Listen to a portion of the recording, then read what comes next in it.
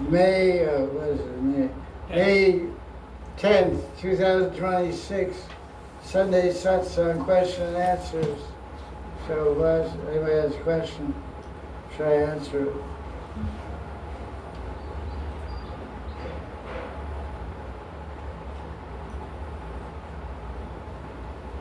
Bobby?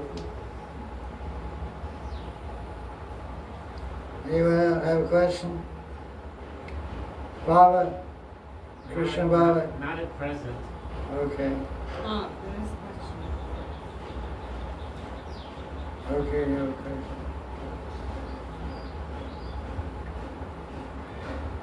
I go into Sri Radha Kunda.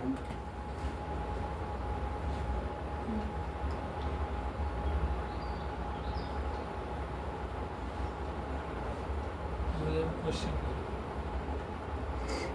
Maharaj, why Srila Prabhupada gave us 6 threads in Gaudiya Math, while in Gaudiya Math devotees have 9 threads during Brahman Diksha? Why did Srila Prabhupada give 6 threads at the time of Diksha, and the Gaudiya Math gives 9 threads? This is not somewhere written in Shastra, but it's kind of a tradition that came down. That 3 threads are for the individual and 3 threads are for the wife. So Grihasthas get 6 threads. And Prabhupada, when he was initiated by Bhakti Siddhanta, he was married. So he got 6 threads. So he thought that that's what you should give to disciples, because that's what he received.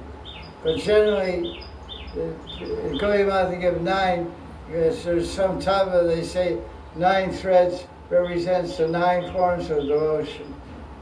Shravanam, Kirtan, Vishnu, Smaran, 9 minutes of devotion are represented by 9 threads. It's no rule in Shastra written about this. Sometimes they say, that 3 threads is for brahmacharis, 6 threads is for grihasthas, 9 threads is for vanaprasthas, and 12 threads are for sannyasis. Some sannyasis wear 12 threads. But these are kind of like traditions that started, like it's called, what do you call that? Lok Parampara, like a distinct succession of the people. Lok Parampara is like people's law, people's rule. But it's not really in Shastra. Maybe some esoteric, very unknown Shastra it tells. I haven't read it. But this is why in ISKCON it's like that. Gaudiya Math, Siddhanta Saraswati gave everybody 9 threads. Brahmacharis. Grihasthas he gave 6. That's what I understand. So probably gave 6. Outside of ISKCON Gaudiya Math, no one gives Brahma Gayatri. The whole Gaudiya Sampradaya, the family of Nityananda, the family of Gadadhar, the family of Advaita Prabhu, all the disciples, and all those different lines of Gaudiya Vaishnavas in Orissa, Assam, UP, Bihar, everywhere where you find Gaudiya Vaishnavas in India. There's no Brahma Gayatri mantra as part of Diksha. You get Kam Gayatri, Gopal mantra, Guru mantra, Panchatattva mantra, Radharani mantra, Radharani Gayatri. These are mantras given in the traditional Gaudiya Sampradaya. Only ISKCON Gaudiya Math has Brahman thread and fire yogya. There's no fire yogya done outside. Because Brahman is part of Varnashram Dharma. The Varnashram Dharma is only applicable to someone born in 3 Varnas in India. Brahmin, Kshatriya, Vaishya. But Kalo Sudra Sambhava, Jamana Jayate Shudra. Jamana Jayate Shudra. In the age of Kali, everyone's born a Shudra by nature, by caste, they may be Brahmins by caste, or Kshatriyas, or Vaishyas, but their nature is just like a Shudra, attached to intoxication, non-veg food, onions and garlic, drinking wine, and eating mushrooms and all this kind of stuff. This is all tamasic type of life, which is Sudra life. So maybe born Brahmin family, Sharma, whatever, but your nature, your habits are low class. So that's the thing about Brahmin threads. Oh.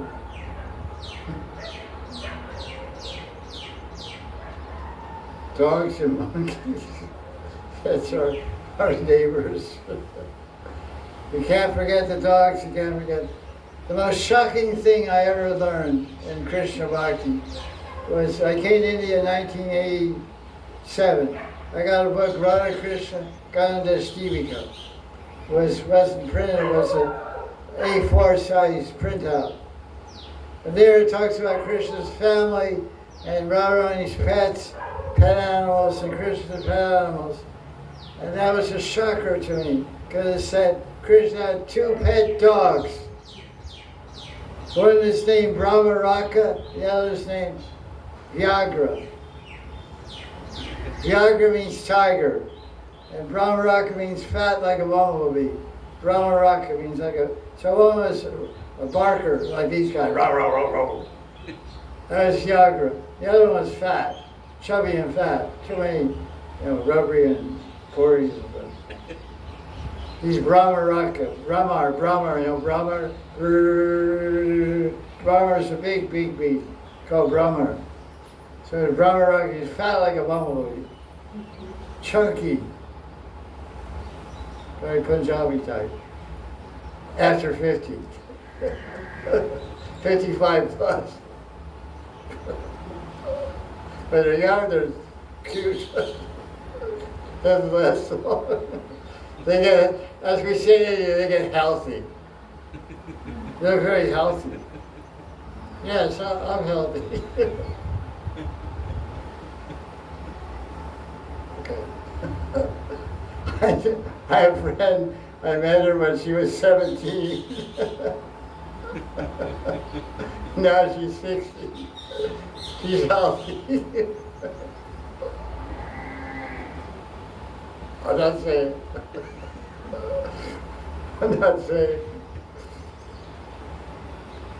I'm not saying the name to protect the innocent. They will not be divulged to protect the innocent. It's only fair. Okay, what's the question? Question.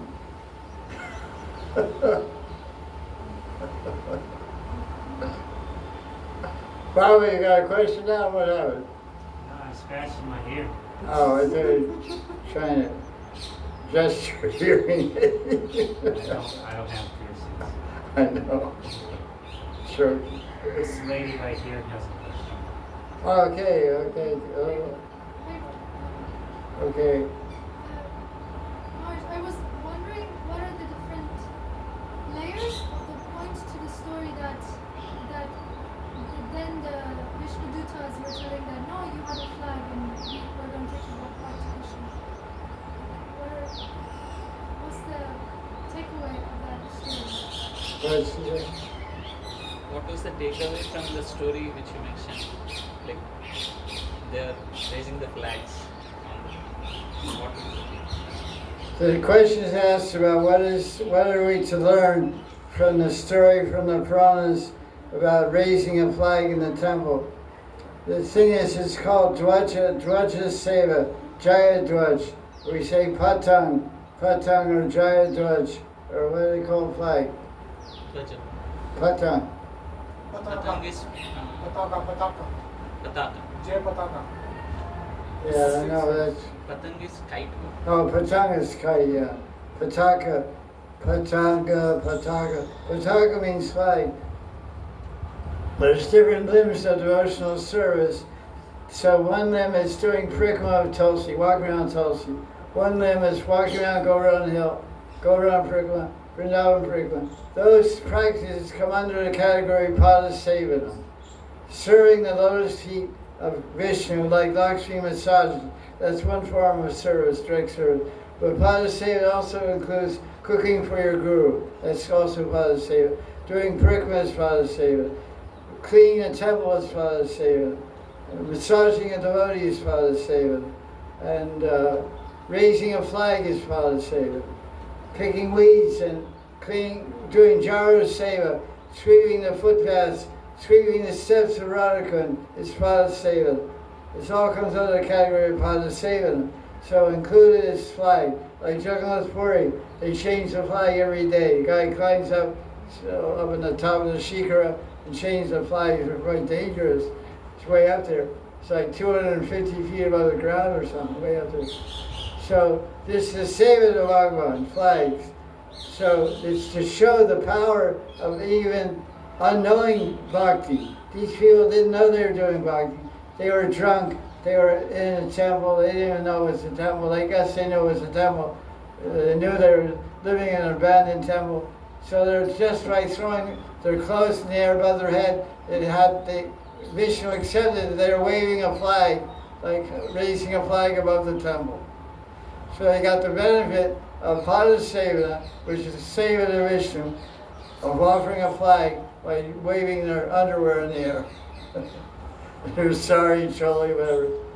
So that's to learn that just by offering an unknowing seva to Vishnu, you get benefit. So much benefit you can even get liberated from all your sins. Because that's the discussion, the point he was making, that even unknowing bhakti destroys sins. So they're doing so many sins, prostitution, drinking, drunk, all this stuff. But they did this seva, that seva canceled all their sins. That's the power of bhakti. You chant one holy name of Krishna without offense, it destroys all your sins. So that's the power of bhakti. So the takeaway is that bhakti is very powerful. Even unknowing bhakti has so much power. That's why it's called bhakti abhas. It's a semblance of bhakti. They were intoxicated. They were doing all nonsense things. But bhakti is so compassionate, he gave them mercy. That's what we can learn from that. Do you understand? But don't do that.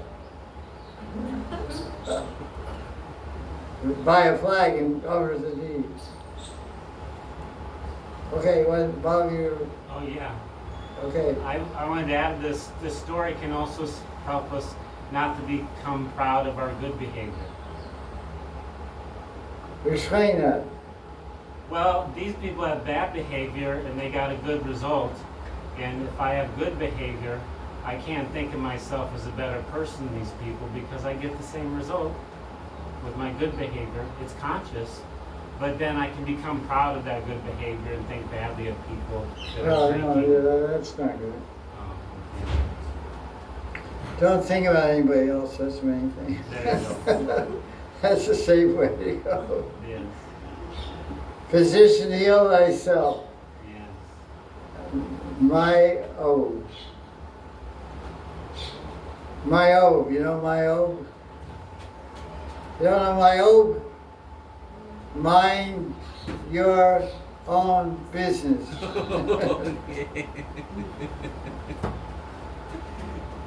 You know my O? Yes, yes, now I heard you. My O sounds like some African chant. My O, my O, my O. Mind your own business. What's your business? Bhajan. Bhajan karo, nam karo, jap karo, smaran karo. Radhe, Radhe, Radhe, Radhe, Radhe, Radhe, Radhe, Radhe, Radhe, Radhe, Jaya Radhe, Jaya. Okay, question. Good night.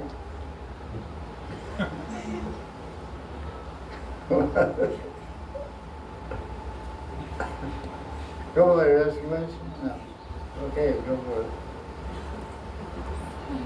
We hear that Krishna is there with us all the time, like he's with everyone, he's there.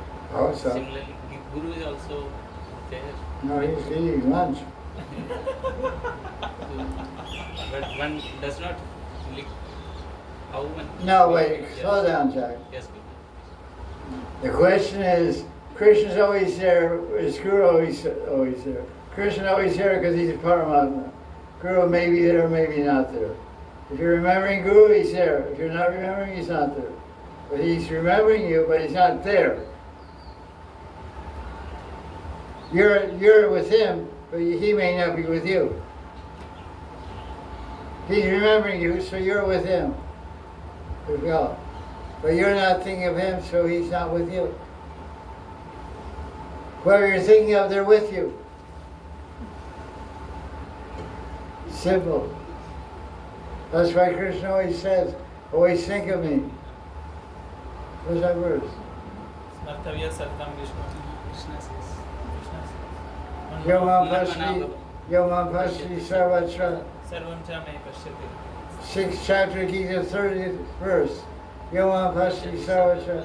Sarvam Chamani Pashati. Tasyam na pranashati. Sacha me na pranashati. One who always thinks of me. How's it go?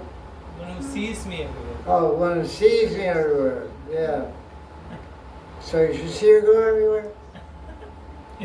See Krishna everywhere, see Guru everywhere. Now don't get crazy now. Don't go look at some pretty girl and say, oh, you're my Guru. You're Maya. She's a Guru. What? How one perceives, how can one perceive it? How can you perceive what? Guru. Guru or Krishna. If you love the Guru, you'll see the Guru. Simple. How you perceive your wife? I don't. Huh? He will say I don't have one. He'll say he doesn't have one. Yeah. How you perceive wife you are saying maybe. Yeah, well, mother. How you perceive your mother? By love, you see by love. Premanjana Charita Bhakti Vilashanena. You ever heard that Brahmasvita verse? What's the whole verse? Santa Sadeva Hridayeshu Viloke. What, that's right. Premanjana Premanjana Charita Bhakti Vilashanena. Santak Sadeva Hridayeshu Lokiyati. Yam Shama Sundaram Sita Kalasuru. Govinda Mani Purusam. Yeah, nice verse. We see Krishna with love. So whatever you love, you see. It's simple. Is it? Yes. Or if you hate someone, you also see him.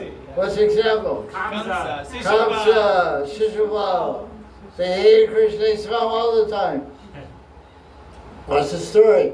Story sunset in Mathura, Kamsa's palace. It wasn't night, it wasn't day. It was dusk. It wasn't in the house, it wasn't outside. Sounds like the Sringalila. No. And he has two wives.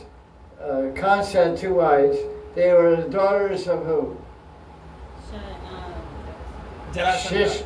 Jarasandha or Shishupal? Jarasandha. Jarasandha. That's why he comes to Krishna. Oh yeah. They were the daughters of Jarasandha, or the wives of Kamsa. That's why Jarasandha attacked Krishna Mathura. So one was named Asti and one was named Prapti. Prapti and Asti or something like that. Asti and Prapti. So they came to see their husband at dusk. It wasn't light, it wasn't dark. One was wearing a blue sari, one was wearing a yellow sari. And Kamsa had 6 or 8 guards in the temple. And when he saw them standing in the doorway, they have long, wavy black hair, you know. He saw a blue, dhoti, that's Balaram. The yellow dhoti, that's Krishna. And he saw the guards. He said, hey, my killers are here. Krishna and Balaram are here, kill them. They raised their swords to kill the wives of Kamsa. They say, you crazy, man. For Asti and Prapti. So he was seeing Krishna Balaram everywhere out of envy and out of fear rather. So he even saw his wives as Krishna Balaram. And Krishna Balaram, Jarasandha. Who got a take on it? Krishna Balaram. Shishupal. But he was also envious. So he's always seeing Krishna everywhere. But with love, you see Krishna. You want to see Krishna with love. With love you see Guru also. Like you pick up a glass and you go to, with your left hand, you go to drink the water. And you see your Guru. Because your Guru told you one time, never drink water with your left hand. Oh yeah. The Guru is in Goloka. He went to Goloka in 2019. But he told me one time, because I was sitting next to him eating, taking prasad. I was eating with this hand. It was all full of prasad and ghee and everything. A lot of ghee, of course. I didn't want to touch the cup with my hand, all greasy and everything. So I took my left hand and drank some water. My Guru was sitting next to me and looked at it. The next day, hey, what is this? You're a mleche or yavana, what is this? Why are you drinking with your left hand? Oh, it's clean and this and that. That's not the way. You make the cup dirty, you always eat and drink with your right hand. Never touch the cup with your left hand. Okay? So now every time I pick up a cup, I see my Guru. I see my Guru chastising me, giving me the order to drink with my right hand. So, because of love. So always remember, whoever you love, you remember.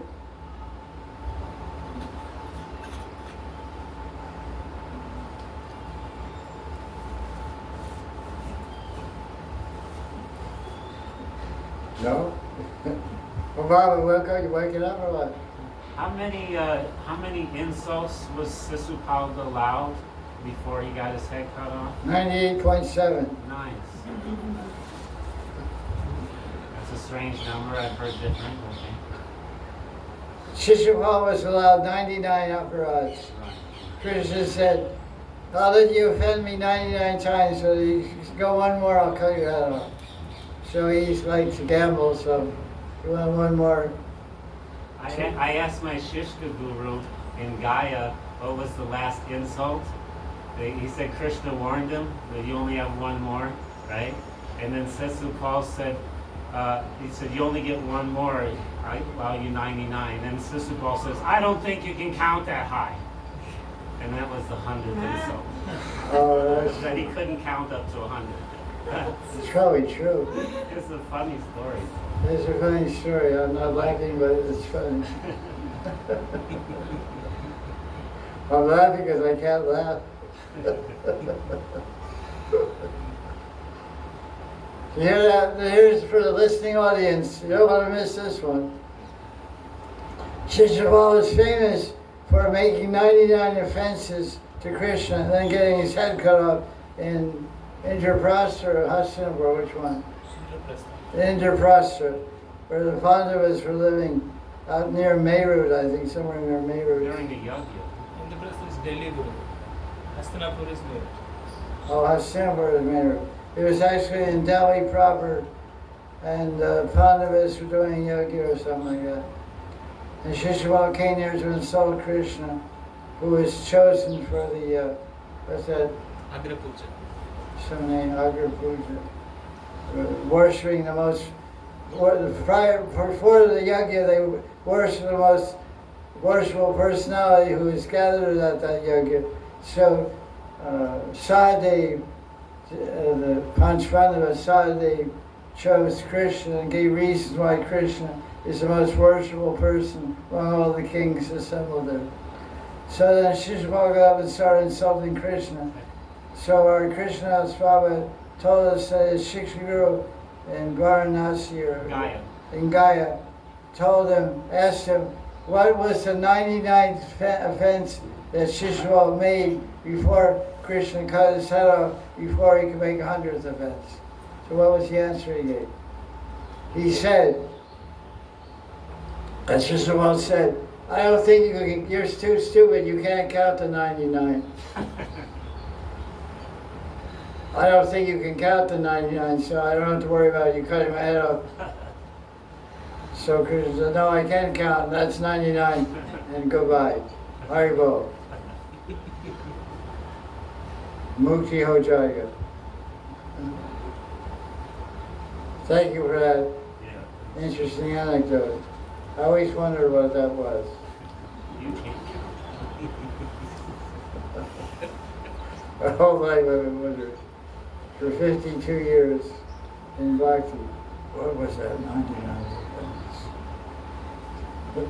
I know. But Shishapal is right because Krishna's from Vrindavan and Vrindavan people can't count tonight.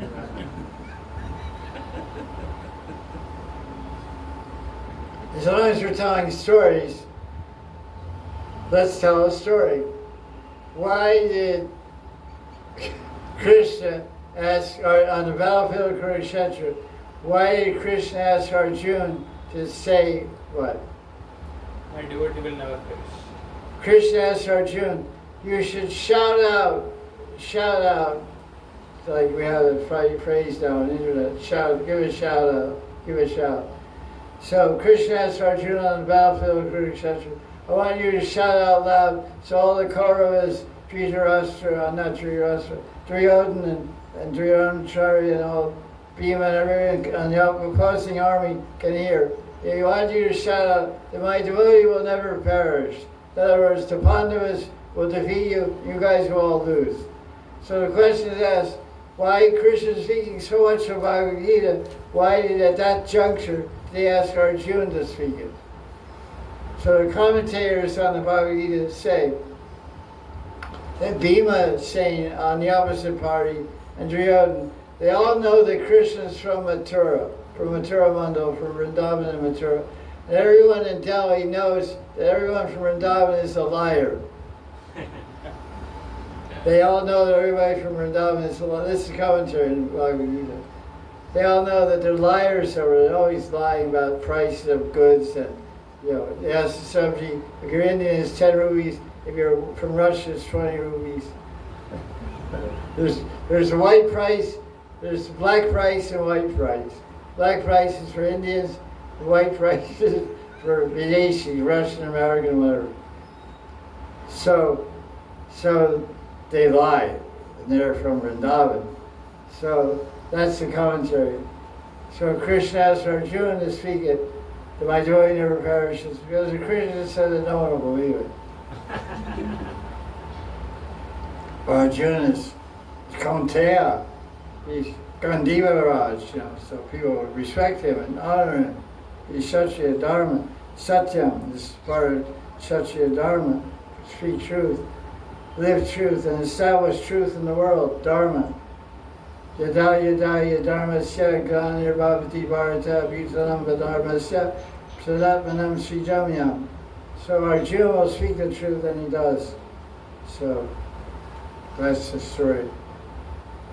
Shishapal didn't think Krishna could count to 99, and Krishna doesn't think anybody believes he's telling the truth because he's from Mathura. But now don't take advantage of that.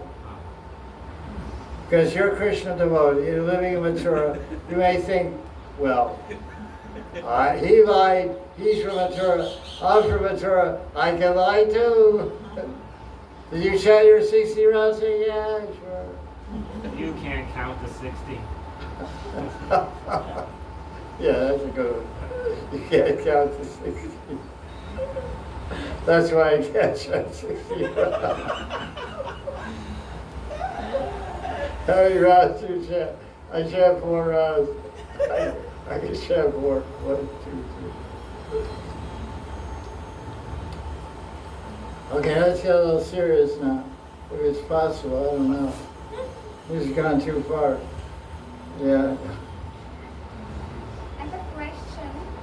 Another, does Babaji mention when Tulsi Manjari goes to in afternoon to bring sweets to Nandagaon, she says, Radharani says to Tulsi, come to my chest and look in my eyes. So can you elaborate on that? Why Radharani wants to embrace Tulsi Manjari and look in her eyes before she goes to Nandagaon? Question, what's the last part of the question? I got first part. Why Radharani sees into Tulsi Manjari's eyes before going to Nandagaon? An embrace.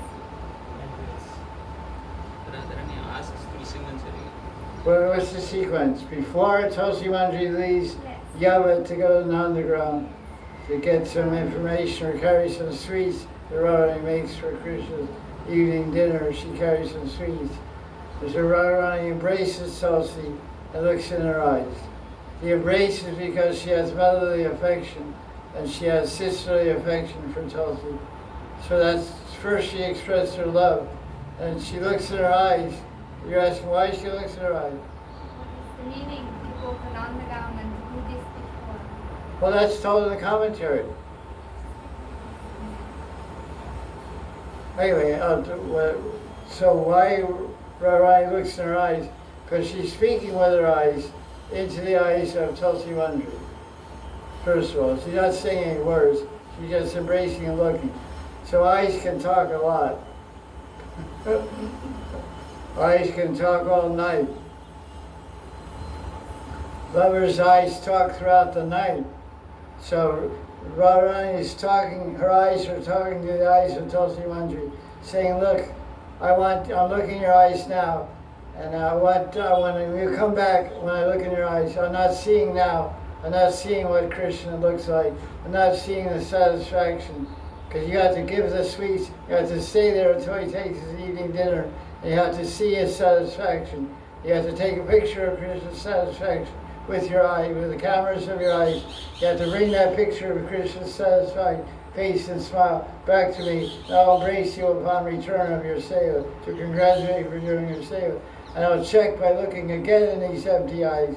It's like turning your TV on and turning off. So now the TV of Tulsi's eyes are turned off. Radharani's going to turn the TV on when she comes back and see if she sees Krishna's satisfied look in his eyes. In her eyes of Tulsi sees a picture of Krishna's face. That's why she's looking in her eyes. She's conveying this message. And that's the message that Tulsi returns to her. That's why she's so intimate. That's why Tulsi Manjari, his other name is Rati Manjari, because she represents the bud, the flower bud of Radharani's amorous, erotic attachment to Krishna. Rati means erotic attachment. So he's Rati Manjari. Just like there's Sri Rupa Manjari. Sri Rupa Manjari has a beauty form of Radharani. Sri Rupa means the Rupa of Sri. She's called Sri Rupa. She's not called Sri Rupa Manjari up there. They call her Sri Rupa. They all each other, they call Rati Sri Rupa. They call her Sri Rupa because she is a beautiful form of Radharani. When everyone sees Sri Rupa, they remember Radharani. When they see Rati Manjari, they remember the erotic loving attachment of Radharani for Krishna. They see that erotic loving attachment in Rati Manjari. So she's called Rati Manjari. Every Manjari has a name, has a connection with the name and what they represent. Babanga Manjari, etc. Related to seva, related to some quality. The Bhanga Manjari, what does the Bhanga mean? It means clothes. So after Radha and Krishna eat, the Bhanga Manjari offers clothes for digestion. Keep from cavities. Don't get cavities, you chew clothes. Babanga, the spice. So, is that okay? Or is this one? Good.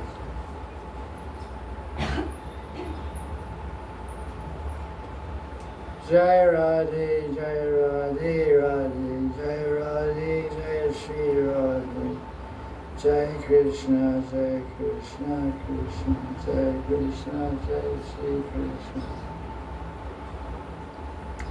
Radhe Radhe. That's the second name. Radhe Radhe. Radha Kunda mein. Radhe Radhe. Shama Kunda mein. Radhe Radhe. Krishna Sarovar mein. Radhe Radhe. Mansi Ganga mein. Radhe Radhe. Gangati mein. Radhe Radhe. Dambihari mein. Radhe Radhe. Shama Kuti mein. Radhe Radhe. Radha Kunda mein. Radhe Radhe. Govinda Kunda mein. Radhe Radhe. Kokila Bhan mein. Radhe Radhe. Chetila mein.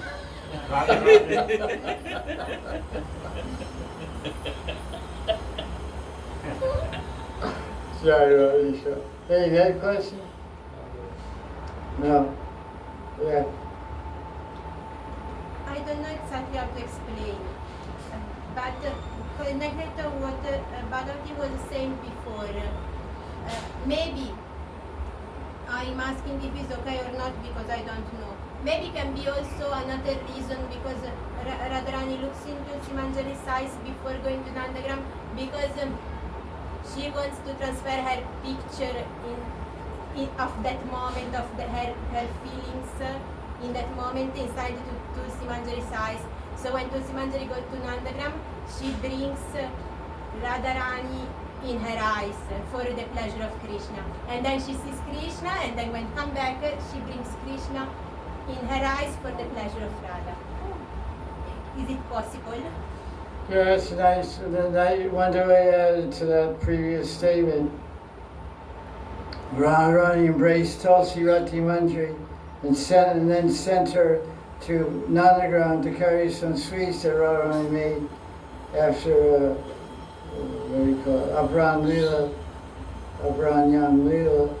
And at that time when she's looking in Tulsi's eyes, she's also speaking and conveying to her, but she's also giving a picture of her eyes, Radharani's transferring a bhav that she feels. It's called Utkantita bhav. It's called Utkantita bhav, which means intense yearning and anxiousness to meet the beloved.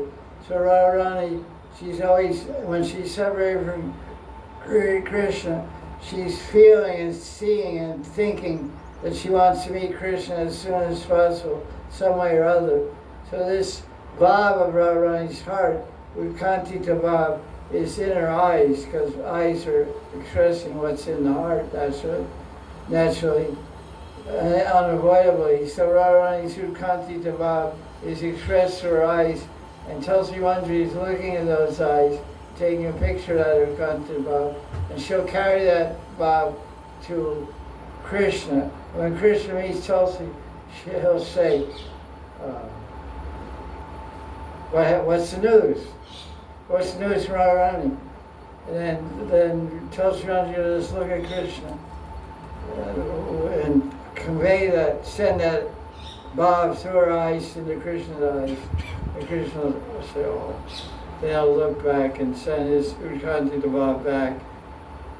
So that bhav will be there, plus his satisfaction and happiness with Radharani seva, which will be later. So when Tulsi Manjari returns to Radharani, she'll blink her eyes. She'll blink her eyes and give one message. One message she'll show Krishna's satisfied eyes, and another message she'll show through Kantita bhav. Possible. It's all possible.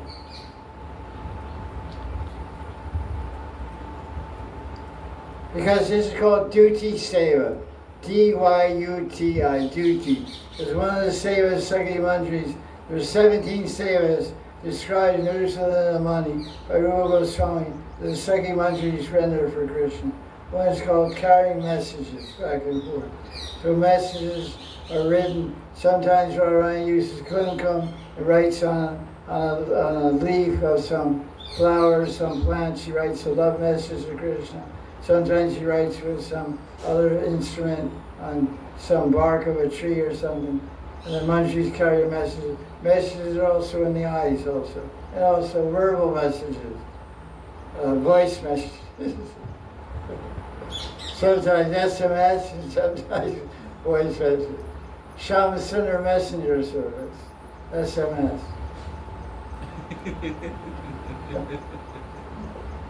When he writes something, Manjari carries it. It's called duty. Duty means messenger. D-Y-U-T-I. Duty, messenger. Like Prabhupada came to America on a boat, what was it called? Jaladuta. Duta means messenger. Duta or duty. Duta is Bengali. Duty is Sanskrit. Jaladuta, water messenger, messenger of the ocean.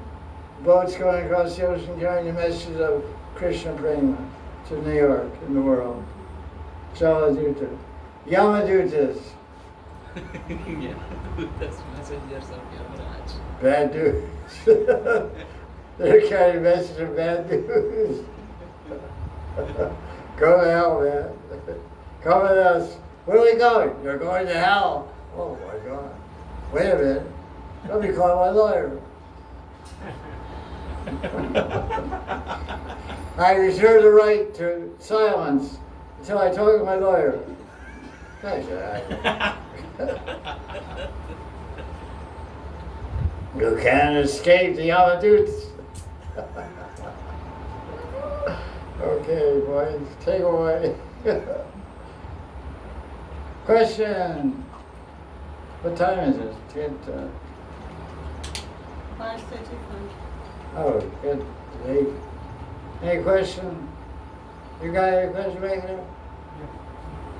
No? I don't have a question, but I came to meet you. Oh, here I am. So, I am your former student. I used to come with Mohan Babu. I'm from Delhi. Yes, from Delhi, yes, from Youth Forum. NCR. Yes, yes. Youth Forum is. It's called Youth Forum. and Mohan Yeah, I Babu. know. You look familiar. Yes, yes. You're happy? No, I'm not happy. Why not? Because I used to serve in Bureau. It's called Bureau. I got transferred to Bombay. That's not good. Yes, so that's why I came to ask forgiveness from you. Because I overheard many things which I should not have heard.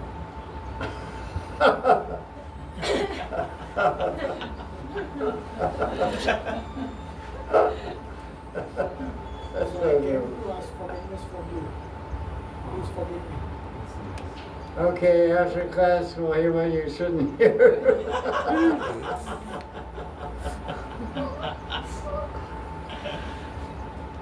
As far as I'm concerned, everything's true. There's only truth in the world, from Satsang to Dhimi. Basically, truth is whatever you believe, that's truth.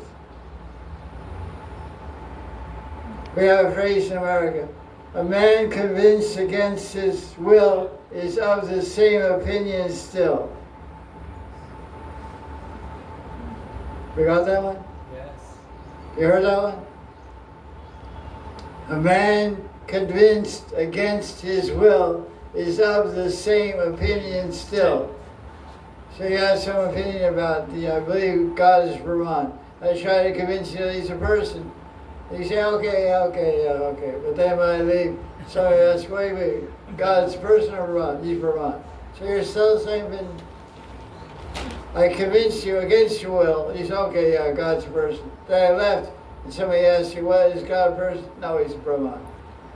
So a person convinced against their will, you have to change your will before you change your opinion. So you believe somebody's true or not true. No, but they don't. So that's why I say, whatever you hear, whatever you believe, that's your truth. I have nothing to defend, nothing to explain. I am listening to your lectures regularly, and your lectures have helped me to continue my devotional service. Oh, that's good. Your art of chanting lectures I have heard for many years, and somehow or other I missed. From last 3-4 years I left ISKCON. I came back to serve my parents. Oh, that's good. That's So very during important. that time I again started listening to your art of chanting lectures, which helped me to hold on to my devotional service. So I'm obliged and I'm very thankful for your lectures, which helped me to continue my devotional service. Thank you. May Krishna continue to bless you. Serving your mother and father is very important. In Vedic literature, mother and father called Adi Guru. Adi Guru Mata, Adi Guru Pita. So they're always to be served. They teach us everything, especially mother. Mother is Adi Guru. It says in 5th canto of Bhagavatam, Guru Nashishya, Pitaro Nashishya. One should not be a guru or a father or mother unless they can liberate their students or children from birth and death. So a true mother and father gives spiritual wisdom to their children. So your mother and father have done that. So you're indebted to them. You have Reena, it's called Reena. Petri Reena. Dead. Reena means dead. You have a debt to your parents. So doing seva is very good seva. Why won't I be very pleased with that?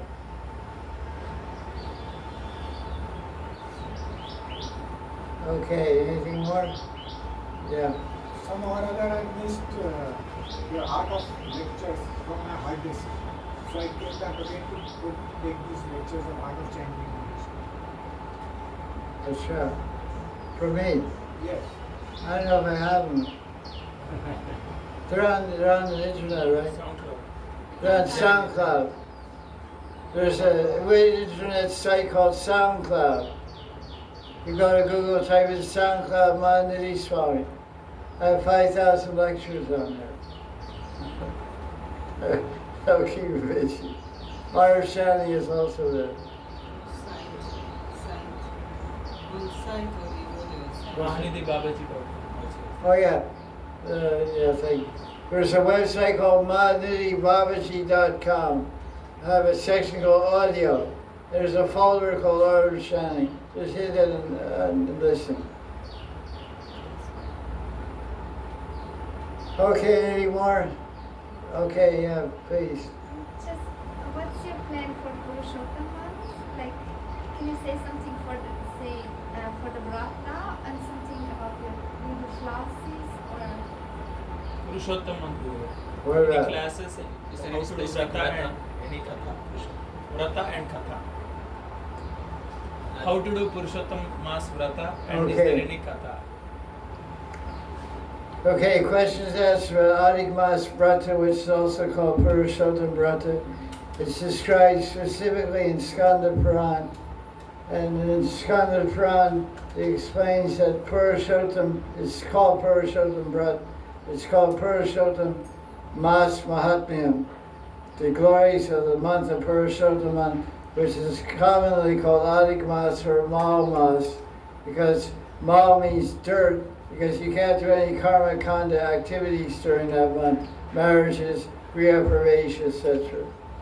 But spiritually it's very powerful, because the Puranas explain that Krishna overlooks all aparads in that month. Not that we make a lot of aparads, that you're saving up waiting for this month to come. It's sort of offending everybody. But, you know, for any offenses, you don't get any reaction in Purushottam. And all Krishna's powers and potencies are put in this month. And you know, of course, everything's transcendental. Anything transcendental has unlimited benefit. So it's like perfect, more perfect, most perfect. Purna, Purnatam, Purnatara, Purnatam. You know, 1,000 times perfect, 1,000, 10,000 times perfect. Perfect is perfect. But they just say that to encourage people. But they say it's the most of any month of the year, because it only comes every 3 years. You get the most blessings, the most, and all Krishna's Shaktis and all his powers, blessings, are all compressed and condensed in the month of Purushottam. So it's like 1,000 Kartiks or 1,000 Magh Mas breaths, etc. And Ishtadevata for the month, the worshipful deity, or Devata for the month of Purushottam is Radha Krishna Yugal. And Magh Mas is Narayan, and Narayan is worshipful. And Kartik month is Gopal, Krishna, Damodar. But in this month specifically, it's Radha and Krishna. It's in Puranas, worship Radha and Krishna. And my guru said, and most gurus in Gaudiya Vaisnava said, that every day we're doing bhakti. So these vratas are usually meant for grihastas. Grihastas that aren't free from, but you know, people are living singly, women and men, you know, brahmacharis, brahmacharis, sannyasis, babajis. There's any single man or woman who's just, you know, doing some business, but most of the time they're doing bhajan. There's not really much more they have to do. There's, you know, you got all these vratas and fasting, controlling diets and things. It's for grihastas, they eat damn food all the time. Eating all kinds of, you know, crazy stuff here and there. But devotees who live singly, they eat simple food, they cook themselves very pure food, they offer it. So it's not really, all these physical austerities are not required. every guru in Gaudiya Sampradaya will tell this. Immediately just, we're already hearing and chanting the maximum we can. If you do more, that's good. But just carry on what you're doing. And usually any breath like this, for a serious sadhaka, all they're supposed to do is increase their hearing, chanting, or remembering. That's it. They're already getting up early, already controlling their senses. There's nothing new for them. But for grihasthas, they're supposed to do something extra. Basically, these kind of special boons and benedictions are given for a grihastha section because they get kind of like off the market for different reasons, money and passions of grihastha ashram and different way of life. So they have to get some boost and some encouragement for advancing in bhakti by these special bratas and fastings and stuff. But they're not really meant, like the whole Chaturmasya Vrat is specifically for grihasthas and vanaprasthas. It's not for sannyas. Those days when I observed Chaturmasya, they just stayed in one place, that's all he did. He ate the food every day from Rangaji Mandir.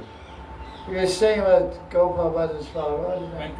Venkata Bhatta in Sri Ranga, eating Mahaprasad every day. He wasn't eating one chikvi every day. He was just staying in one place, doing Hari Katha, hearing Hari Katha, associating with sadhus, bathing in the Kaveri, bathing in Kaveri River, they always bathe in some river. Yamuna, Ganga, Kaveri, and he's hearing Hari Katha, eating Mahaprasad for 4 months. He didn't travel. So he observed it, very mild observant. But sometimes, because I myself have done some crazy Chaturmasya, So, that's about it. And as far as the brata, bathing every day in Radha Kunda, that's nice. Doing purga every day in Radha Kunda is nice. But just existing is also nice. It's the hottest month of the year, May and June. And you're living on the second floor, you're not, but some people are living second floor of a guest house. Let's have a swimming pool. But still, it's hot, so just survive. Live in Purushottam month in Vrindavan is perfection. So we're starting class next Sunday on Krishna Garden Region verse number 72. And we'll probably finish before the end of the month, so we'll have to do something else, which I don't know what that is. Something. After class, 4 p.m. to 5 p.m. is class, starting next Sunday every day for the month by Krishna's grace and Guru's blessing. After class, we'll do Harinam, Sankirtan, and Prikma Radha Kunda, like Karti.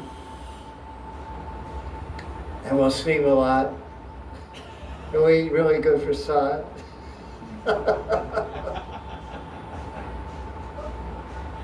Chat the whole day. Yeah. But don't torture yourself, my dear. What's that verse? Yogi doesn't eat too much or eat too little, sleep too much, brother. The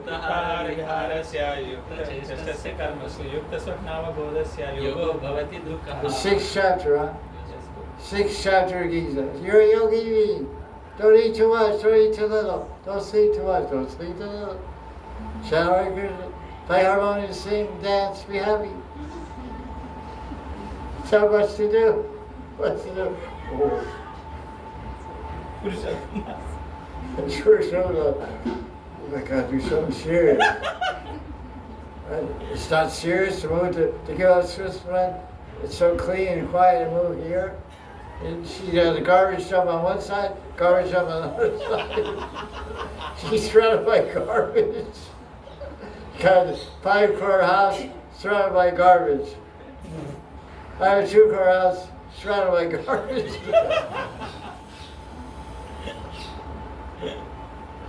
It's not Switzerland. It's quiet, it's clean, the air is pure. It's dirty, it's noisy, the air is polluted. but it's Vrindavan. Sri Radhe.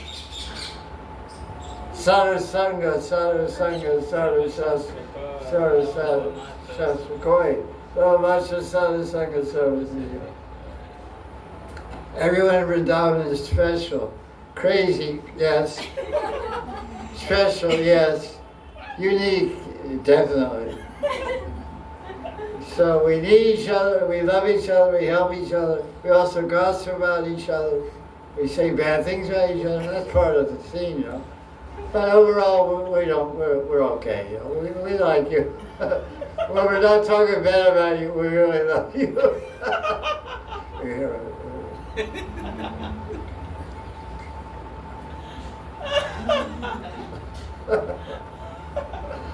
And, you know, Vrindavan is a special place, you know.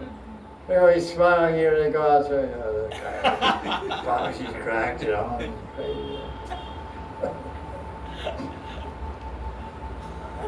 When I was a kid, there was a famous magazine in America called Mad Magazine, M-A-D. And the theme of this magazine was What Me Worry. What Me Worry. It's not proper English, but what me worry. So people live in Vrindavan, this is their motto that they live by.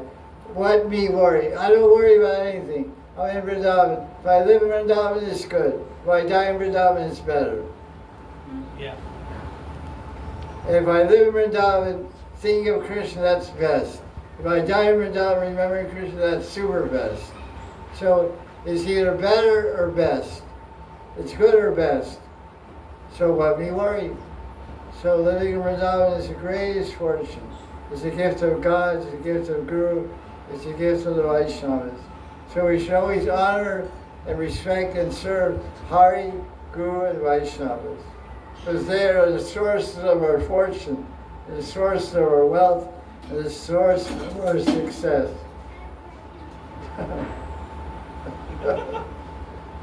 Jesus.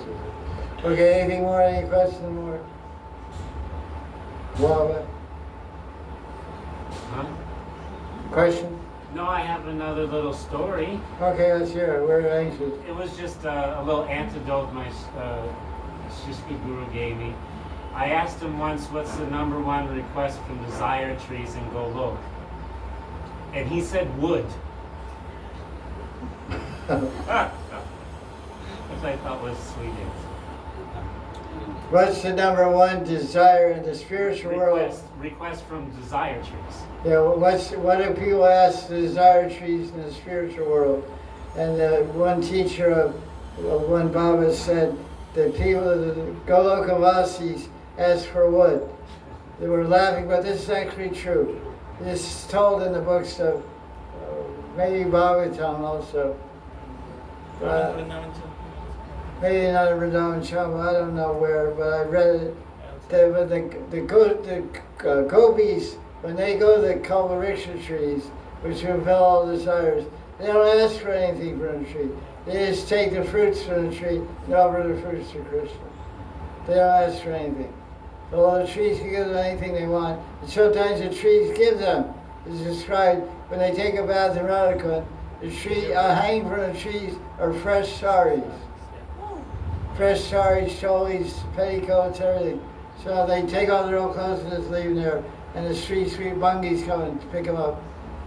They just go to the tree, and it says, it has a name on it also. It says, Radharani, Valita Vishaka. Oh, it's already pre-cut, right size, everything. They just fold out the tree. Okay. So the trees, although they don't ask for anything but fruits from the tree to offer to Krishna Radharani, the trees, when needed, they give them whatever they require. So that's nice. They ask for what? Same idea. So what is our kalpavriksha tree? Hare Krishna, Krishna Krishna, Hare Hare, Hare Rama, Rama Rama, Hare Hare. That's our kalpavriksha tree. It's in the end of our fingers every day. Jaya Jaya Sri Radhe.